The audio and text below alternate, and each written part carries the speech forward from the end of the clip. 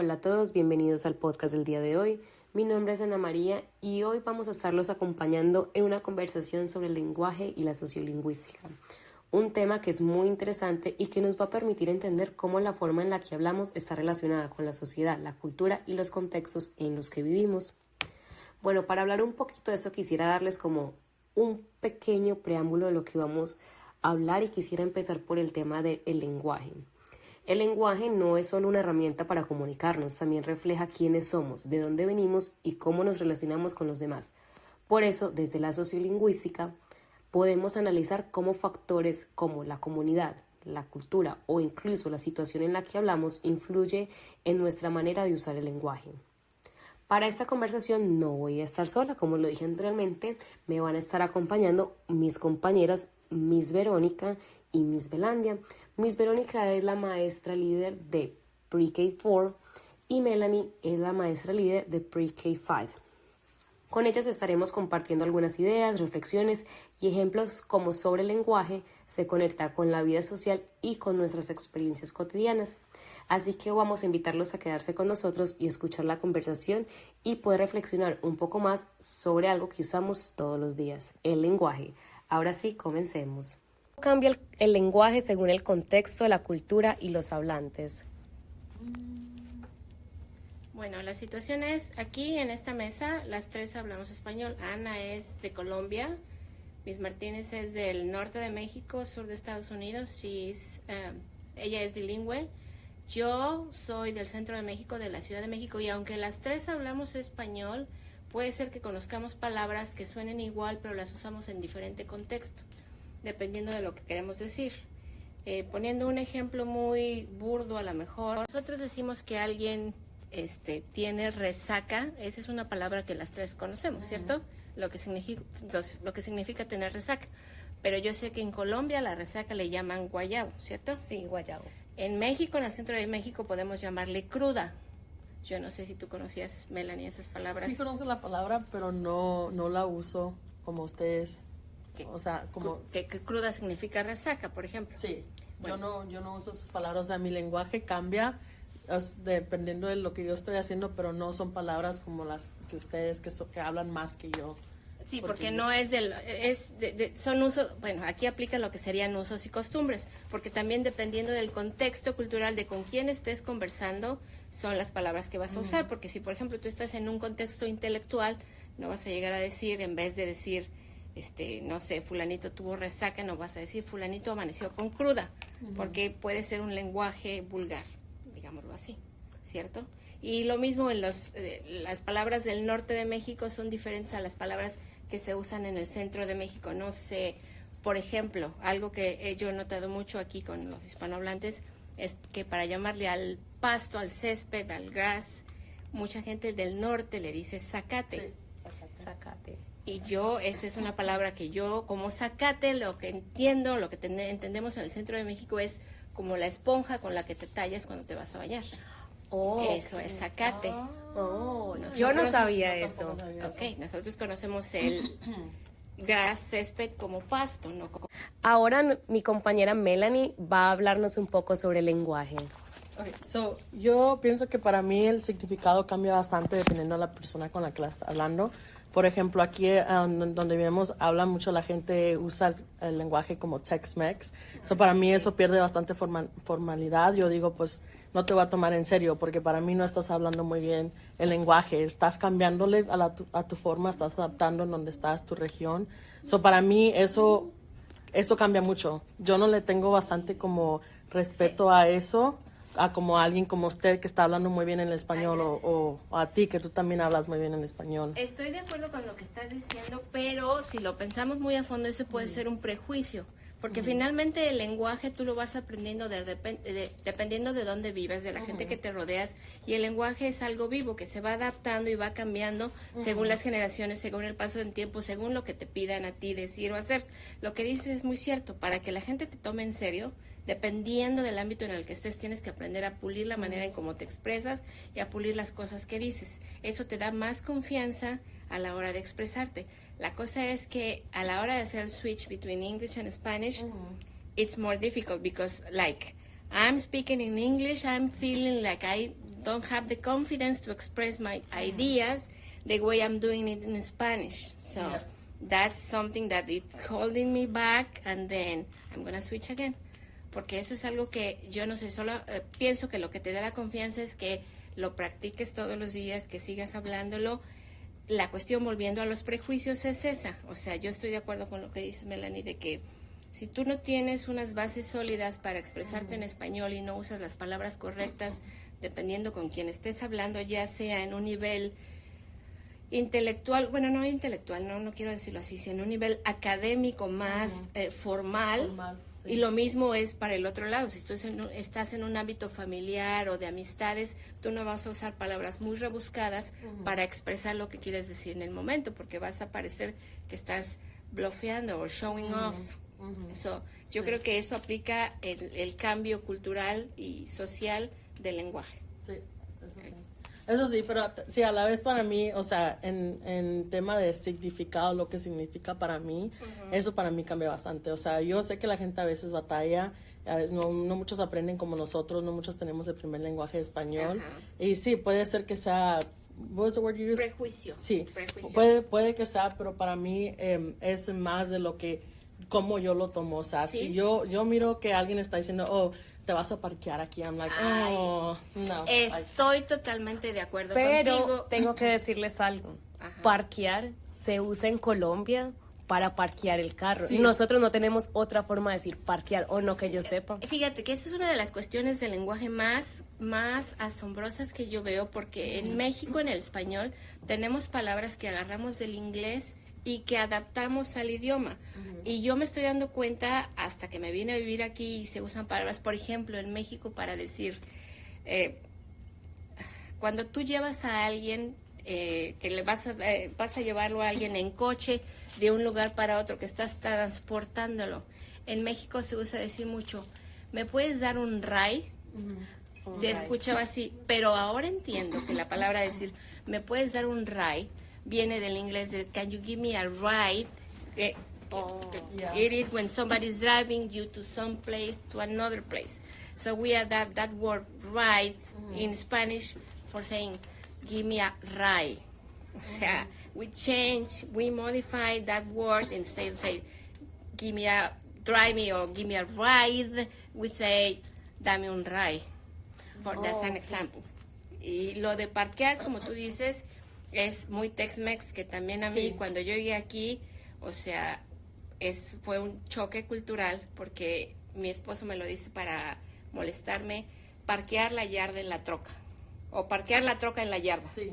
Eso es algo muy que se ve mucho aquí. Sí. Entonces, y sí, he escuchado que se oye en otros países, o sea, como en Colombia. Pero si yo estuviera en Colombia, o sea, ahí está el respeto porque sé que se usa. Pero estando aquí, sabiendo que más el lenguaje es mexicano que otra cosa, o sea, en esta región para mí es como, okay, like, no sabes hablarlo bien, o sea, no le tengo tanto así como que, oh my gosh, quiero tener una conversación contigo porque sé que lo sabes. Sí. Para mí es más como que pierdo como que la formalidad de saber que tú sabes.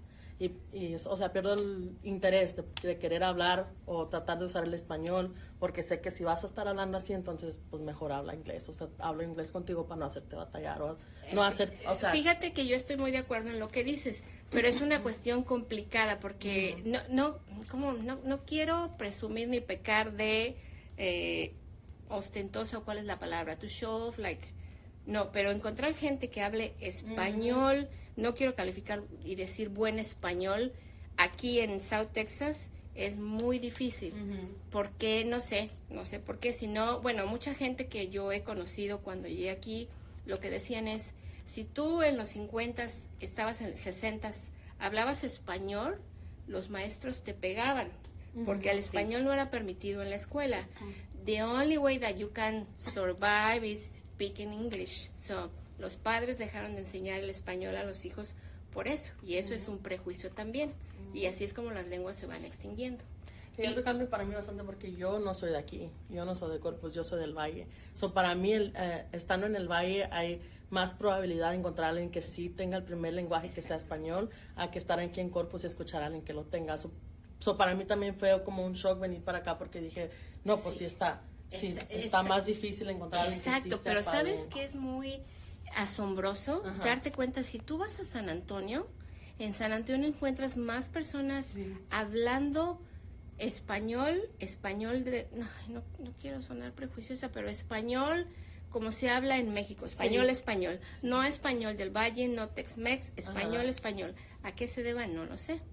También algo que puedo decir de lo que estamos conversando es que así como se extinguen lenguajes, también nacen otros lenguajes, que es lo que vulgarmente llamamos el Spanglish, que nos guste o no nos guste, es ahora considerado un nuevo idioma que emerge de las situaciones que Miss Verónica y Miss Martínez nos estaba comentando, que es, por ejemplo, cuando te obligan a olvidar un idioma o te dejan de hablar en un idioma, pero entonces escuchas palabritas del mismo idioma y vas agarrando de los dos idiomas. Sí, vas agarrando contexto. La cuestión es esa, por eso digo que el lenguaje es una cuestión viva, porque nosotros al ser bilingües, tu cerebro trabaja de cierta manera que a veces se te va una palabra en español, la tienes en inglés y empiezas a mezclar, aunque tú conscientemente sepas que en una conversación formal no vas a hacer eso, pero en todos los días, bueno, así se van haciendo otro idioma, se va mezclando las cosas y se van modificando. Y no solo entre idiomas diferentes, sino en tu mismo idioma, las nuevas palabras que se están generando. Con la revolución tecnológica, la cosa de decir, I don't know, it's like, tag me on the tal post, or likeame, or I don't know, those new words that we have. So, yeah. Entonces, para darle paso a la siguiente pregunta, simplemente quería hacer como una pequeña reflexión, y es que estas situaciones que pasan en esta parte del mundo, que es Estados Unidos, que está muy cerca estamos muy cerca todas de la frontera con México, este tipo de fenómenos también pasa, por lo que Miss Verónica dijo que el lenguaje es vivo. Como el lenguaje es vivo, por ejemplo, a nosotros nos pasa mucho con el portugués. Estando en Colombia tenemos influencia del portugués, por ejemplo, la palabra parce, que la palabra parce para nosotros es amigo, pero en Brasil es considerado amante o mozo. Bueno, le vamos a dar paso a la siguiente pregunta, que sería la última del podcast, y sería, ¿qué nos dice la forma de hablar de una comunidad sobre su identidad y visión del mundo? Como decíamos, que la lengua es una estructura viva y cambiante, no es algo estático. Las cuestiones socioculturales tienen mucho que ver en cómo nos expresamos. O sea, en español, dependiendo de la región, por ejemplo, voy a dar el ejemplo de lo que yo sé. En México, la gente del norte no habla de la manera igual que la gente del sur. Y no me refiero solo a la palabra, sino a las entonaciones. Tienen, por ejemplo, la gente del norte tiene un acento más marcado, como... no podría imitarlo. La gente del sur tiene un acento diferente entre esos lenguajes. En el centro de México dicen que hablamos como cantando. Yo no sé exactamente a qué se refieran. No, bueno, yo siento que tengo un acento neutro. Pero volviendo a las diferencias, dependiendo del estatus socioeconómico de las personas, son las palabras que se ocupan. Tú no sé, por decir, las personas de estatus sociocultural bajo tienen una manera de expresarse, un lenguaje pobre se le llama, y no refiriéndome a la cuestión monetaria, sino a la manera de usar la lengua, la cantidad de palabras que tienen para poder expresarse. Se dice que la gente que usa muchas groserías o malas palabras para expresarse es porque tiene pobreza de lenguaje. Cuando tú no puedes, se usa mucho, por ejemplo, en México, cuando tú no puedes expresar cierta cosa, el del DC que está en la ESA. O sea, no tienes un lenguaje rico para poder expresarte. O también el lenguaje es diferente entre los jóvenes y la gente no tan joven. Se usa mucho ahora que los jóvenes, en vez de llamarse entre ellos mi amigo, hey güey, para acá, güey para allá, cuando eso antes era como una mala palabra y ahora es una palabra muy usada, el decir güey, por ejemplo. O la manera de hablar de la gente con dinero, de la gente que se le llama fresa, que hablan así como muy, es que no sé qué, no sé cuándo, niños de la Ibero. Es diferente a la gente, como decíamos, de estratos sociales bajos, que tiene una manera más rudimentaria de expresarse, que dicen las palabras cortadas o que no ocupan las palabras adecuadas para poder expresarse. O como decíamos, que se llenan, no sé, para decir un párrafo, dicen más groserías que palabras comunes. Ese sería mi ejemplo, dependiendo, como decimos, de la comunidad en donde estés y del estrato social al que pertenezcas. porque es muy sabido que las gentes de estratos sociales altos tienen un mayor desarrollo académico e intelectual porque pueden acceder a estudios, no sé, de posgrado, de universidad, y entonces eso hace que tu lenguaje se enriquezca.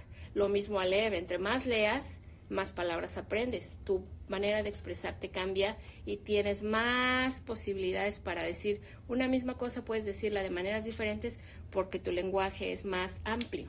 En cambio, las personas de estratos sociales bajos que por una cosa o por otra no pueden acceder a estudios más elevados por el trabajo o por tener que cuidar a los hijos, su lenguaje es más pobre.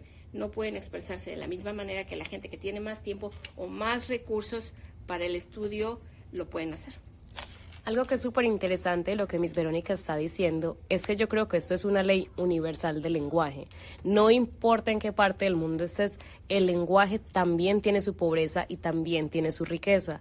Para nadie es un secreto que, por ejemplo, en Colombia, los acentos, más que las palabras, los acentos pueden decirte no solamente de dónde es una persona, sino de su estrato económico.